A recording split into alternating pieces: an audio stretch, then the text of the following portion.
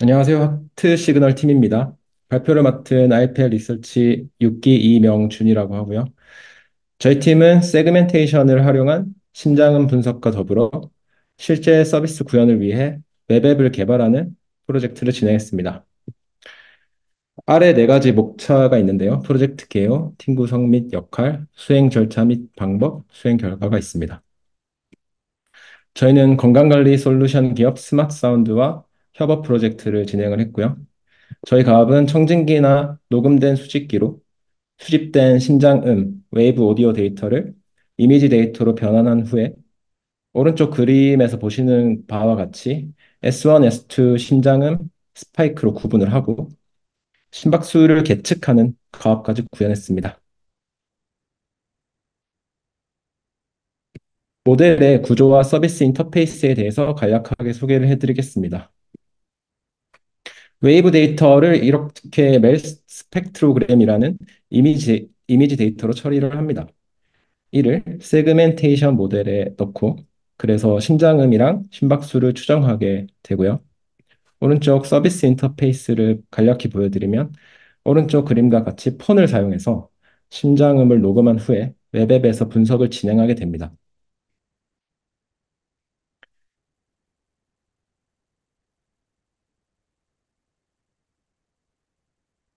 어, 일단 프로젝트 주제를 선정한 배경으로 우선 심질환의 위험성에 대해서 말씀을 드리고 싶습니다.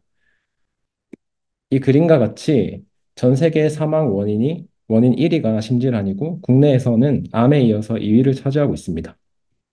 특히 심질환 같은 경우는 조기 진단을 받을 수 있다면 평균적으로 5년 내에 생존율이 증가한다고 합니다. 프로젝트를 통해서 장기적으로는 의료진의 도움이 없어도 집에서도 어느 정도 간단히 심장 상태를 모니터링하는 서비스를 만들어 보고 싶었습니다. 병원의 의료 행위를 침해하지 않는 범위 내에서 의료진이 부족한 소외 지역 같은 곳에 원격 지원이 가능할 것이라고 판단을 하고 있습니다. 프로젝트 가압에 대해서 소개해 드리겠습니다. 지난 기수도 비슷한 과제를 진행을 했었는데요. 하지만 저희는 바운딩 박스를 통한 이미지 디텍션 가압에서 좀 더 나아가서 각각의 수축기와 이완기 심장음, 즉 쿵에 해당하는 S1과 그리고 쾅에 해당하는 S2의 스파이크 모양들을 세밀하게 잡아보는 세그멘테이션 및 심잡음 분류 가업으로 해당 프로젝트를 수행했습니다. 네. 그래서 여기서 보시는 그 회색이 S1 세그먼트라고 보시면 되고요. 흰색이 S2 세그먼트라고 보시면 됩니다. 네, 이렇게 구분이 되고요. 소리 이미지가 상당히 복잡하기 때문에 저희는 디텍션보다는 세그멘테이션 딥러닝 모델이 아무래도 다른 잡음과 심장 소리를 좀 더 확연하게 구분할 수 있을 것이라는 구분한 능력을 가질 수 있을 것이라고 판단했습니다. 네, 이 세그멘트를 바탕으로 해서 심박수를 예측을 할 수 있고요. 보시는 바와 같이 흰색과 회색 그 스파이크를 한 쌍으로 묶어서 하나의 심박으로 기록이 되고요. 그리고 더불어서 심잡음 유무도 역시 파악을 합니다. 이 심잡음 유무 파악은 추가적으로 분류 모델을 통해서 존재 확률을 오른쪽 그림과 같이 보여주게 됩니다.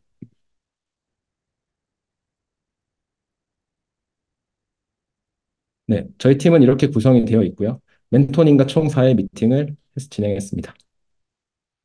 7주간의 프로젝트 수행 내용을 정리했습니다. 한번 봐주시면 되고요.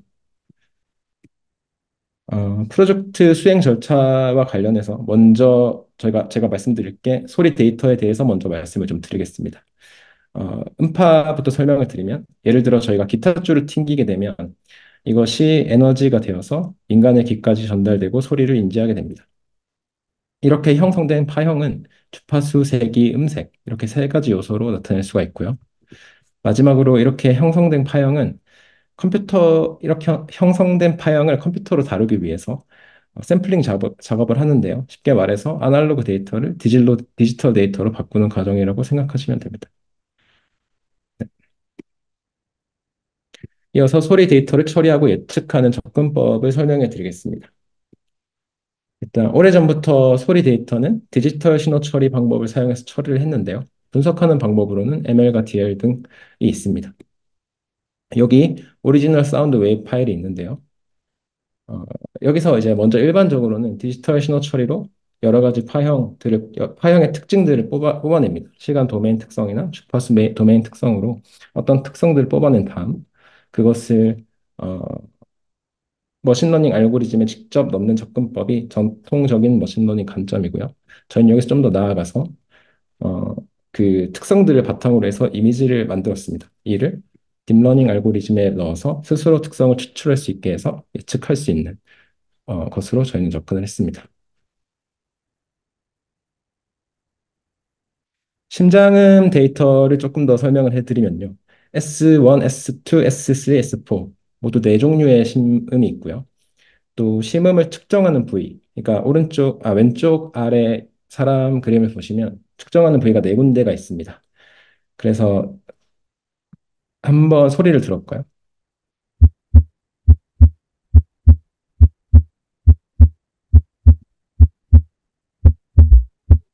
네, 방금 들으신 게 S1과 S2 소리고요. 저희는 이제 어, 가정에서 S1과 S2만 사용을 하고요. 이 영상에서는 S3와 S4가 나오지만 저희 데이터셋에는 이에 대한 레이블이 없었기 때문에 어, S1과 S2만 사용을 하고 그리고 나머지는 수축기와 이완기에 포함이 되어 있습니다.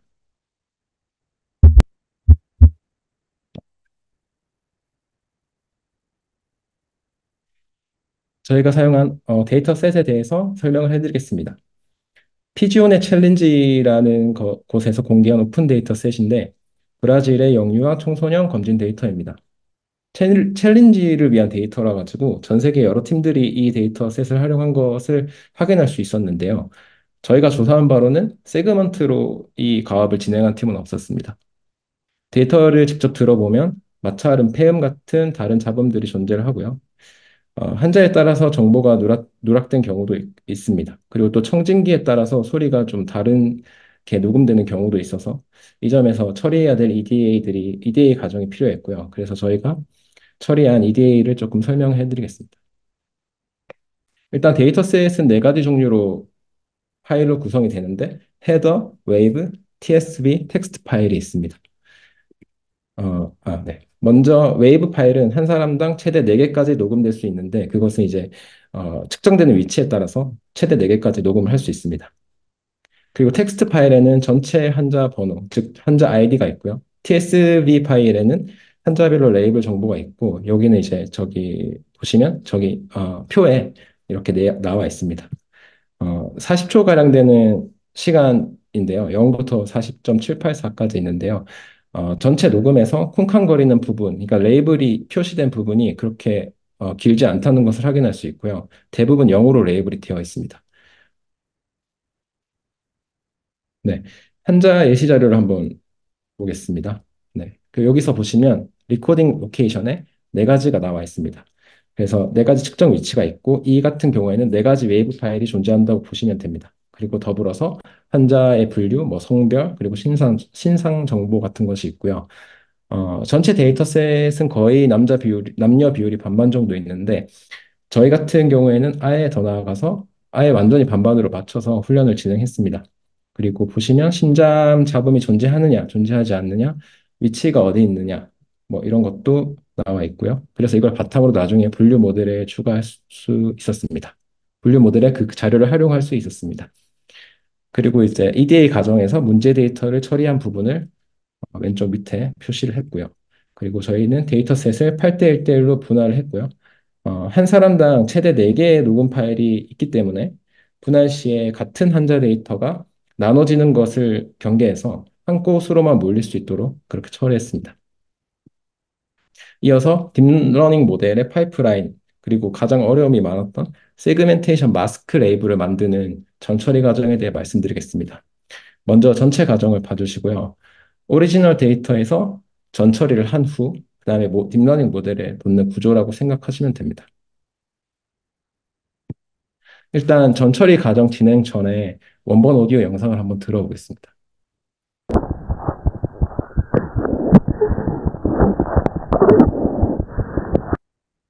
네, 잘 들으셨나요?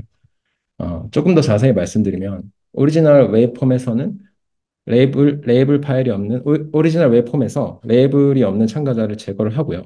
그리고 리샘플링을 통해서 4000Hz에서 8000Hz로 헤르츠를 늘렸습니다. 그리고 로페스를 5번 진행했는데요. 그러니까 조금 더 쉽게 말하면 심장음이 확실히 없다고 생각되는 그 주파수 대역을 아예 필터링을 거치는 겁니다. 그리고 정교화를 진행을 했습니다. 그래서 이걸 다 거치면 전처리 소리 데이터를 전처리한 게 어떻게 바뀌는지 한번 보겠습니다.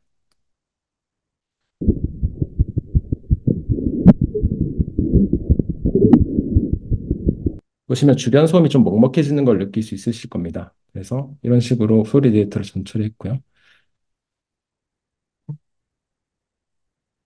그 다음으로 멜 스펙트로그램 이미지를 그 소리 파형이 나온 것을 멜 스펙트로그램 이미지로 바꿨습니다. 아까 말씀드린 것처럼 레이블 데이터가 적기 때문에 2.5초를 기준으로 잡았고요. 그거보다 짧으면 리핏을 이용해서 2.5초까지 길이를 늘렸고, 그 다음에 그거보다 길면은 잘라서 2.5초로 맞추었습니다. 그리고 만약에 5초 이상이다라고 했을 때는 2.5초짜리로 데이터를 나눠서 그 데이터를 다 버리지 않고 모든 데이터를 이용할 수 있도록 했습니다. 그리고 그 검은 부분, 그러니까 주파수가 높은 대역대는 심장음이 그렇게 높게 주파수가 측정되지 않기 때문에 그 블랙 레이전을 클리핑을 하는 작업도 거쳤습니다.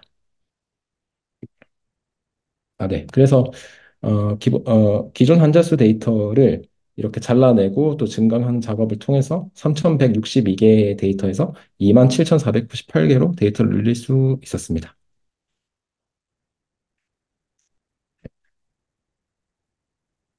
더불어서 이렇게 나온 이미지를 여기 보시면 그 여기 이제 색깔이 진한 부분이 세기가 진하다고 소리의 세기가 크다고 생각하시면 되는데요.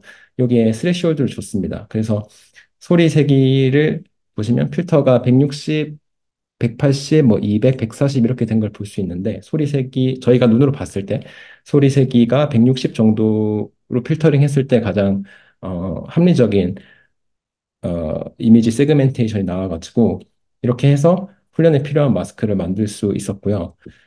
더불어서 이렇게 나온 마스크, 그러니까 레이블이 된 마스크가 오른쪽 그림 윗부분처럼 나오는데요. 근데 이렇게 세기를 기준으로 필터링 했을 경우에 그 마스크 군데군데 구멍이 생기거나 빈틈 같은 게 보였습니다. 그래서 멘토님 조언을 따라서 요거를 처리해서 마스크 내에 빈 픽셀을 없앴고요. 그래서 최종적으로 나타낸 게 제일 아래에 있는 마스크라고 생각하시면 됩니다.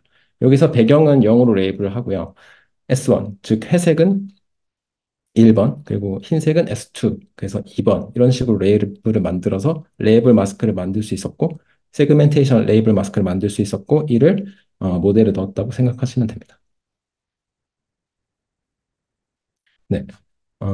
저희는 모두 5개의 모델을 사용해 봤는데요.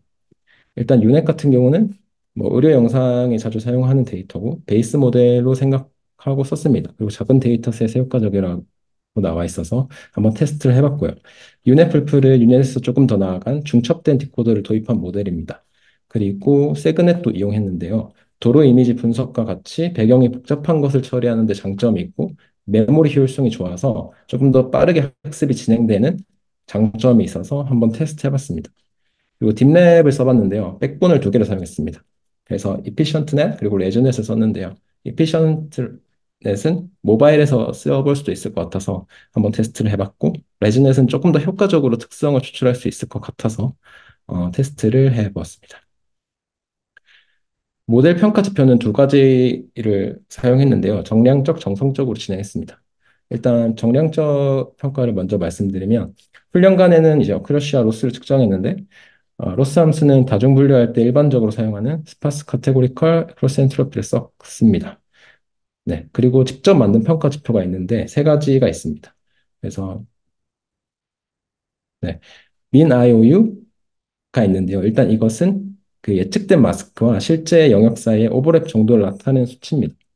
이해를 돕기 위해서 오른쪽 그림 보시면 여기서 이게 이제 그라운드 트루스 데이터라고 했을 때 이렇게 마스크 데이터를 겹쳤을 때 얼마나 오버랩이 나타나는지를 평균적으로 보는 것이 민 IOU라고 할 수 있고요. 그리고 두 번째 평가 지표는 X축의 시간 표시 정확도입니다. 이렇게 덮었을 때 이 X축이 시간인데 그라운드 트루스의 예를 들어 흰색 세그먼트의 이 X축 시간과 이 예측된 마스크의 흰색 세그먼트 X축 시간이 얼마나 겹치는지를 어, 네, 얼마나 겹치는지를 전체 평균을 낸 것이고요. 그 마지막으로 심박수를 체크를 했는데 예를 들어 그라운드 트루스가 한 쌍으로 심박수를 계산할 수 있다고 쳤을 때 지금 보는 이미지는 세 번의 심박수를 나타낸다고 볼 수 있습니다. 그래서 이런 마스크 이미지가 덮었을 때 이 마스크 역시도 지금 보시면 쌍으로 세 개가 나오니까 이런 식으로 해서 심박수를 얼마나 정확하게 예측할 수 있는지 그렇게 해서 이렇게 세 가지 정량 평가 지표를 도입을 했고요.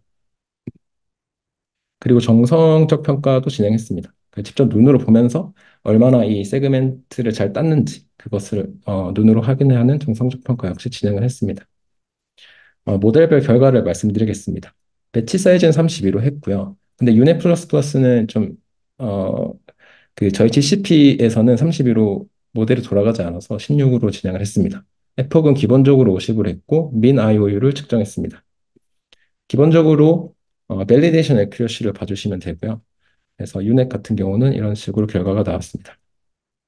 77% 정도 생각하시면 되고 50번 중 44번 정도에서 모델의 가장 좋은 성능을 찾을 수 있었고요. 유넷 풀풀 같은 경우는 39번째에서 79% 정도 나왔습니다. 근데 유넷 풀풀 같은 경우는 한 20시간 정도 돌렸을 때 결과를 받을 수 있었습니다. 좀 오래 걸린 편이었고요. 네. 그리고 세그넷 그리고 딥넷 모델 쭉 보여드리면 세그넷과 딥랩 이피션 넷 같은 경우는 비교적으로 빠른 시간에 학습이 완료된 걸 확인해 볼 수 있고요.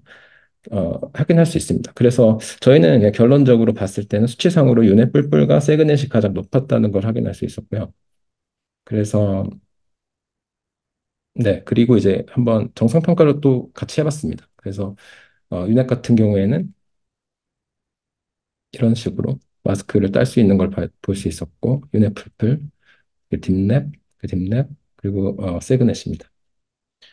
어, 그래서 이제 일단 정량에서 결과가 좋았던 유넷 뿔뿔 같은 경우를 정성에서 봤을 때 생각보다 어, 아주 잘 따지는 못한다라는 생각이 들었습니다. 빈틈도 좀 많아 보였고 저희가 이제 세그넷을 정성적으로 봤을 때 조금 더 나은 상태인 것으로 보였고 그리고 더불어 빠르게 학습을 진행했기 때문에 1차적으로 세그넷을 선정을 하고 이 세그넷을 통해서 어그멘테이션 같은 세부 파라미터를 조정해 보기로 결정을 했습니다.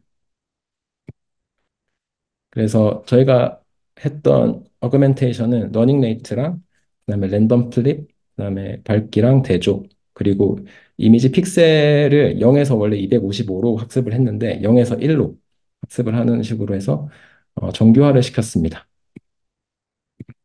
그래서 왼쪽 이미지가 학습률만 바꿨을 때인데요.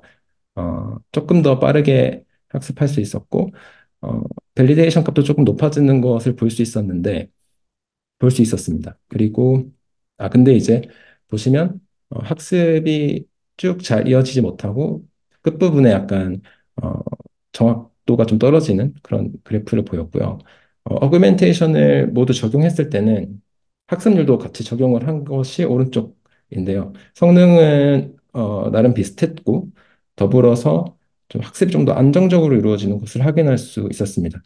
그러면 한번 정성적으로도 평가를 해볼까요? 해보면 그 학습률만 적용했을 때는 이런 식으로 뭔가 이미지가 서로 섞이는 듯한 느낌이 들었습니다. 그리고 어그멘테이션을 모두 적용한 모델 같은 경우에는 어느 정도 괜찮은 눈으로 봤을 때 괜찮은 마스크를 따는 것을 볼 수 있었습니다. 네, 여기 보시면 약간 색깔이 섞여 있고 끊어져 있는 걸 보실 수 있습니다. 네, 그래서 어그멘테이션을 진행한 것을 선정을 했고요. 그 이후 이제 실제로 저희가 서비스를 구현해 보고 싶었기 때문에 저희 팀원 중 한 분이 신장음을 실제로 받았습니다. 전처리를 하지는 않았는데 그래서 이제 세그넷에 넣어봤습니다. 넣어봤는데 이렇게 세그넷에 넣었을 때 이미지가 섞이는 문제가 실제 발생을 했습니다. 그래서 저희는 이대로는 아마 서비스를 진행하기는 힘들다는 판단을 했습니다.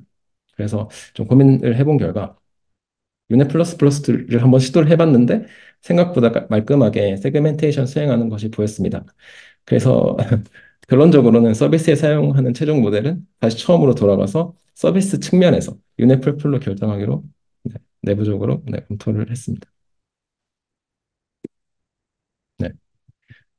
그리고 마지막으로 아까 그 두 개의 모델을 마지막으로 정량 평가를 했는데요. 어, 결과를 보여드리면 민 IOU 같은 경우에는 세그넷이 좋았습니다. 하지만 그 시간축에 대한 겹침 정도는 유네플플이 좋았기 때문에 아무래도 정성적으로 보나 정량적으로 보나 유네플플로 하는 게 맞겠다라는 생각을 하고 유네플플로 마지막에 서비스 모델을 구현을 했습니다. 네. 하이라이트 영상인데요. 그 유네플플 모델을 기반으로 넣어서 웹앱을 만든 영상입니다. 한번 보시겠습니다. 안녕하세요. 하트 시그널 사용 방법에 대해서 안내해 드리겠습니다. 먼저 웹사이트로 접속을 합니다. 첫 화면에서 시작하기 버튼을 누르면 녹음을 할 수 있는 페이지로 이동합니다. 여기 그림에 나와 있는 것처럼 스마트폰 마이크를 심장 부분에 붙여서 녹음을 하라고 되어 있는데요. 이렇게 녹음 시작 버튼을 누르면 마이크 허용을 요청하는 메시지가 뜨고 이렇게 녹음이 시작되는데 여기서 이렇게 심장 소리가 아닌 다른 소리를 이렇게 녹음을 한 다음에 녹음을 종료시키면 분석 결과가 나오는데요. 이렇게 파형이 심장 소리가 아닌 다른 소리가 들어간 걸 볼 수 있고 이렇게 심장 녹음 점수가 낮게 나오는 걸 볼 수 있습니다.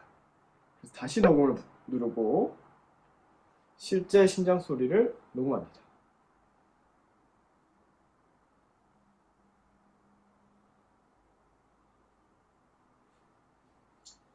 네, 이번에는 잘 됐는지 한번 확인을 해볼까요? 그림처럼 이렇게 가운데 부분에 심장 소리가 쿵쾅쿵쾅 찍혀 있는 걸 볼 수 있고 심장음 분석 버튼도 활성화됩니다. 여기서 심장음 분석 버튼을 누르면 어떤 식으로 결과가 제시되는지 안내가 되고요. 예 버튼을 누릅니다. 그러면 이제 방금 녹음된 심장 소리가 서버로 전송되고 분석 결과가 다시 돌아옵니다. 분석 결과 이렇게 심장음이 이렇게 찍힌 걸 볼 수 있는데 심장음 자체가 조금 명료하지 않은 경우는 이렇게 평균 심박수를 볼 수 없을 수도 있습니다. 그리고 이렇게 평균 심박수 계측 결과에 대한 내용과 그 밑에 심잡음 존재 가능성도 나와 있는데요. 이 내용을 가지고 심장 잡음이 존재하는지도 알려줍니다. 다시 분석하고 싶으면 여기서 새로운 녹음 버튼을 누르면 네, 해당 영상 보셨고요. 안녕하세요. 저 같은 경우에 실험을 해봤는데요. 이렇게 결과가 나오는 걸 확인할 수 있고 신잡음 존재 가능성이 74%가 나왔습니다. 네, 저희 자체 평가 의견 공유하고요. 한번 나중에 시간 있으면 봐주시면 감사하겠습니다. 네, 감사합니다. 그리고 저희 그 웹앱 테스트 해보고 싶으시면 아래 주소로 들어가시면 되고요. 관련해서 이제 말씀드릴 게 저희가 이제 그 데이터셋으로 학습한 거기 때문에 그리고 저희가 휴대폰을 녹음한 거기 때문에 사실 그렇게 정확하지 않을 수 있습니다. 하지만 이제 한번 해보시고 어떻게 서비스가 구현이 됐는지 확인해 보시는 차원에서 해보는 걸 추천드리겠습니다. 네, 감사합니다.